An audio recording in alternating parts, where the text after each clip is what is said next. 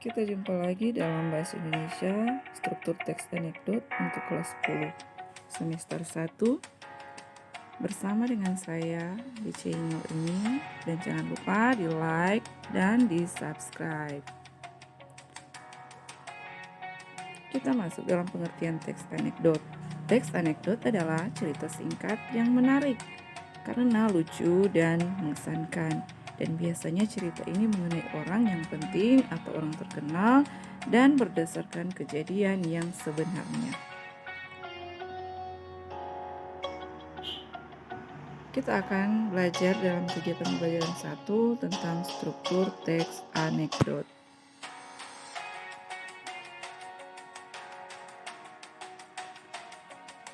Tujuan pembelajaran ini adalah siswa diharapkan mampu menganalisis struktur teks anekdot dengan kritis dan semangat agar dapat menghasilkan atau menciptakan teks anekdot yang kreatif, inovatif, serta benar sehingga kalian dapat mengirimkan teks anekdot ini ke media dan mendapatkan uang saku tambahan.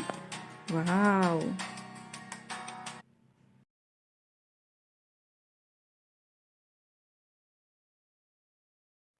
Benarkah teks anekdot adalah cerita yang mengandung sindiran seperti yang disampaikan pada pendahuluan? Nah, sebelum kalian mempelajari materi ini lebih lanjut, kalian perlu ingat kembali materi pada modul sebelumnya tentang mengevaluasi makna tersirat dalam teks anekdot. Pada pembelajaran tersebut, kalian sudah mendapatkan pemahaman tentang makna dan fungsi dari teks anekdot. Teks anekdot berfungsi sindiran atau kritikan dengan sajian berbentuk humor atau lelucon. Sindiran tersebut dapat berkaitan dengan masalah politik, hukum, dan kebiasaan sehari-hari. Lebih jelasnya, maka kita akan perhatikan contoh kedua teks anekdot berikut. Contoh teks yang pertama, yaitu yang berjudul obrolan para presiden di dalam pesawat. Mari kita membaca teks berikut ini. Karena begitu bosannya keliling dunia, Gus Dur coba cari suasana di pesawat RI-01. Kali ini dia mengundang Presiden Amerika Serikat dan Prancis terbang bersama Gus Dur untuk berkeliling dunia. Seperti biasa, setiap presiden selalu ingin memamerkan apa yang menjadi kebanggaan negerinya. Tidak lama, Presiden Amerika Bill Clinton mengeluarkan tangannya dan sesaat kemudian dia berkata, "Wah, kita sedang berada di atas New York." Presiden Indonesia atau Gus Dur mengatakan, "Loh, kok bisa tahu sih? Ini patung Liberty, kepegang," jawab Bill Clinton dengan bangganya. Dan tidak mau kalah, Presiden Prancis Jacques Chirac ikut menjulurkan tangannya keluar pesawat. "Tahu tidak, kita sedang berada di atas kota Paris," katanya dengan sombongnya. Gus Dur berkata, "Wah, kok bisa tahu juga? Ini menara Eiffel kupegang," sahut Presiden Prancis tersebut. Karena disombongi oleh Clinton dan Chirac, giliran Gus Dur yang menjulurkan tangannya keluar pesawat. "Wah, kita sedang berada di atas Tanah Abang," teriak Gus Dur. "Lo kok bisa tahu sih?" tanya Clinton dan Chirac. Heran karena tahu Gus Dur itu kan nggak bisa melihat. "Ini jam tangan saya hilang," jawab Gus Dur kalem. Berikut kita perhatikan contoh teks yang kedua yang berjudul Tak Punya Latar Belakang Presiden. Mantan Presiden Abdurrahman Wahid atau Gus Dur memang unik. Dalam situasi genting dan sangat penting pun, dia masih sering meluncurkan jok-jok yang mencerdaskan. Seperti yang dituturkan Ketua Mahkamah Konstitusi, Mahfud MD saat diinterview salah satu televisi swasta. Waktu itu saya hampir menolak penunjukannya sebagai Menteri Pertahanan. Alasan saya, karena saya tidak memiliki latar belakang soal TNI atau Polri atau pertahanan, ujar Pak Mahfud. Tak disangka jawaban Gus Dur waktu itu tidak kalah cerdiknya. "Pak Mahfud harus bisa. Saya saja menjadi presiden tidak perlu memiliki latar belakang presiden kok," ujar Gus Dur santai. Jelas saja Pak Mahfud MD pun tidak berkutik. Gus Dur memang aneh, kalau nggak aneh, pasti nggak akan memilih saya sebagai Menhan, kelakar Pak Mahfud. Kita perhatikan kembali kedua teks dalam contoh tersebut. Keduanya, teks itu sama-sama mengandung lelucon. Keduanya juga sama-sama mengandung suatu kritik atau sindiran. Teks yang pertama menyindir tentang kehidupan di daerah Pasar Tanah Abang yang tidak lepas dari kasus pencurian. Dan teks yang kedua berupa kritik terhadap kebijakan perlunya memiliki pengalaman ketika mau menduduki suatu jabatan. Teks yang berkarakteristik seperti itulah yang disebut dengan teks anekdot. Pada umumnya, teks anekdot melibatkan tokoh tertentu yang bersifat faktual, bahkan orang terkenal. Seperti pada contoh tersebut, tokoh yang dimaksud adalah almarhum Gus Dur sebagai mantan Presiden Indonesia.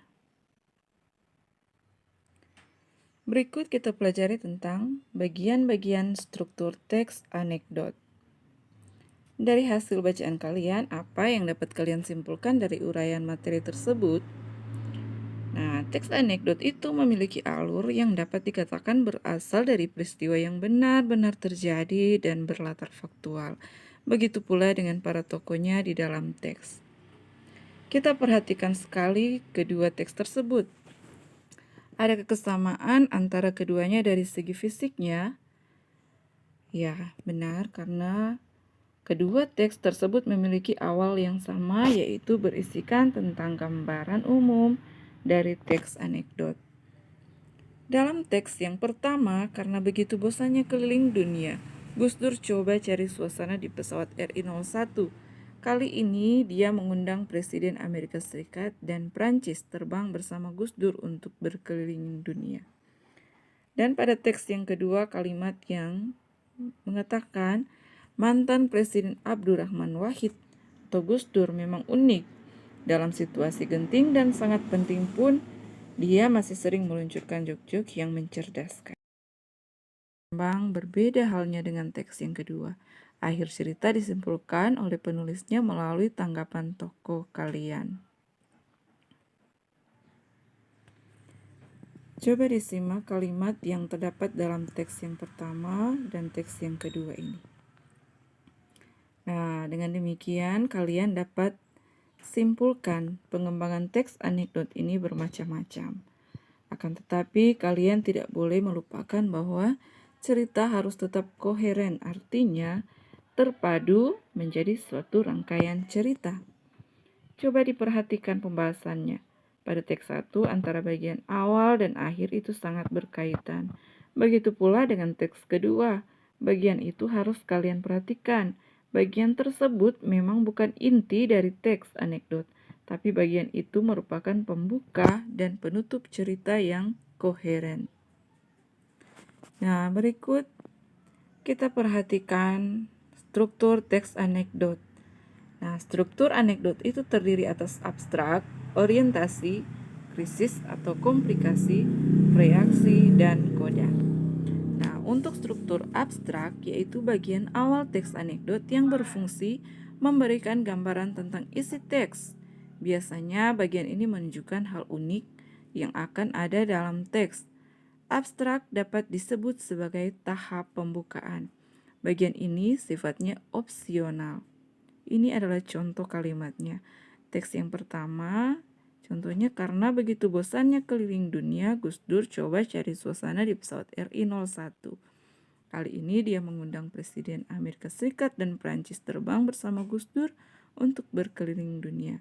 Dan contoh pada teks yang kedua, yaitu mantan Presiden Abdurrahman Wahid atau Gus Dur memang unik. Dalam situasi genting dan sangat penting pun, dia masih sering meluncurkan juk-juk yang mencerdaskan. Kemudian pada struktur yang kedua yaitu orientasi. Orientasi yaitu bagian teks yang menunjukkan awal kejadian cerita, atau latar belakang suatu peristiwa yang terjadi. Biasanya penulis bercerita dengan detail di bagian ini. Bagian ini mengarah pada terjadinya suatu krisis, konflik, atau peristiwa utama. Bagian inilah yang menjadi penyebab timbulnya krisis.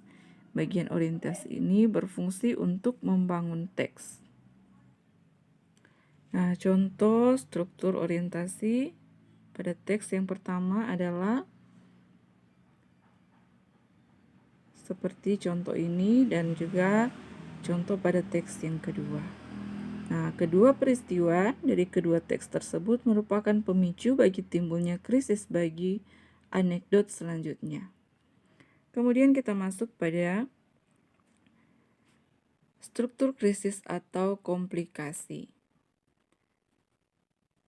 Struktur krisis atau komplikasi yaitu bagian teks yang menunjukkan hal atau masalah yang unik dan tidak biasa yang terjadi pada penulis atau orang yang diceritakan.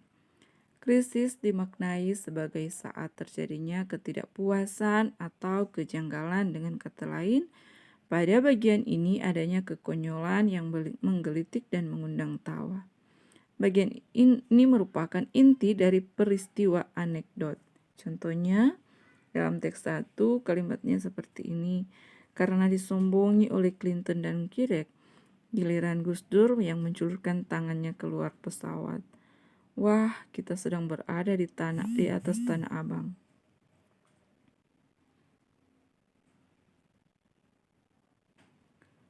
Teriak Gus Dur.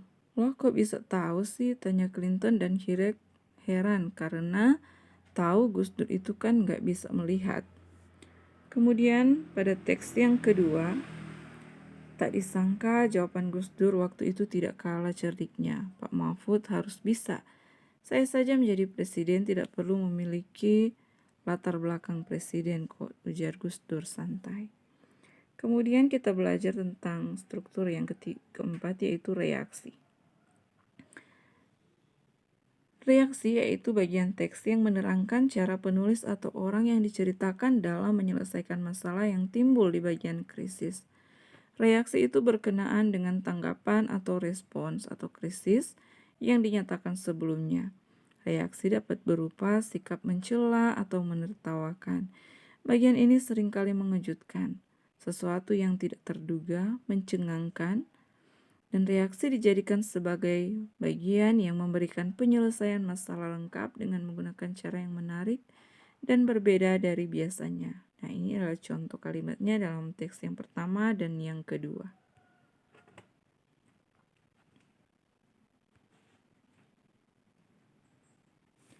Nah, pada teks 1, keterangan jawaban Gus Dur kalem dan keterangan tidak berkutik pada teks kedua. Merupakan penanda bagian itu merupakan suatu reaksi. Kata-kata lainnya yang tergolong sebagai penanda reaksi misalnya kata kecewa, marah, kesal, tersenyum kecut, terbahak-bahak, dan lain-lain. Berikut kita belajar tentang struktur yang kelima yaitu koda. Nah, apa itu koda? Koda yaitu bagian akhir dari cerita unik tersebut yang menjelaskan simpulan tentang kejadian yang diceritakan oleh penulis. Koda sama dengan penutup pertanda berakhirnya cerita. Di dalamnya berupa persetujuan, komentar, ataupun penjelasan atau atas maksud dari cerita yang dipaparkan sebelumnya. Nah, bagian ini biasanya ditandai oleh kata-kata seperti itulah, akhirnya, demikianlah. Dan keberadaan koda bersifat opsional, yaitu boleh ada atau tidak ada pada sebuah teks anekdot. Contoh dalam teks yang pertama, tidak ada koda atau penutup atau simpulan. Dan yang teks kedua ada yaitu, Gus Dur memang aneh, kalau nggak aneh pasti nggak akan memilih saya sebagai Menhan, kelakar Pak Mahfud. Selanjutnya kita pelajari tentang pola penyajian teks anekdot. Nah, kalian sudah paham sekarang tentang struktur teks anekdot kan? Nah, selanjutnya kalian telah membaca dan menganalisis struktur teks anekdot. Kalian pasti juga merasakan kalau teks anekdot ini penyajiannya seperti cerita singkat atau narasi. Nah, teks anekdot ini sama seperti teks narasi yang di dalamnya terdapat tokoh, alur, dan latar. Begitu pula penyajian, ada yang berbentuk dialog atau percakapan, dan ada yang berbentuk narasi. Bahkan bentuk penyajian dapat berupa cerita bergambar. Akan tetapi inti dari penyajian teks anekdot adalah selalu berupa kalimat langsung. Nah, dua teks anekdot yang sebelumnya kalian baca merupakan bentuk narasi. Selanjutnya kalian akan cermati teks anekdot dalam bentuk penyajian yang berbeda. Nah, mari kita simak strukturnya. Apakah sama dengan penyajian bentuk teks narasi? Ini adalah sebuah contoh bentuk dialog yang berjudul Anak Artis.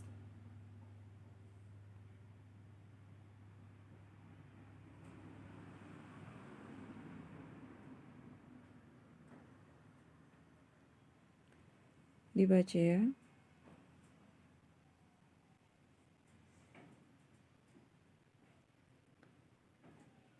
Nah, setelah kalian membaca teks anekdot tersebut, apakah strukturnya masih sama dengan struktur teks anekdot yang kalian ketahui sebelumnya?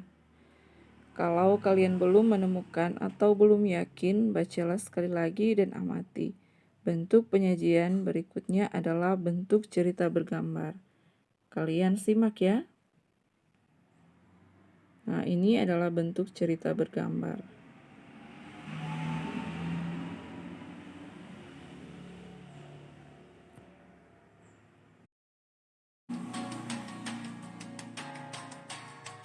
Sekian pembahasan tentang struktur teks anekdot. Dan sampai jumpa di pembahasan selanjutnya tentang kebahasaan teks anekdot ya. Demikian dan God bless you.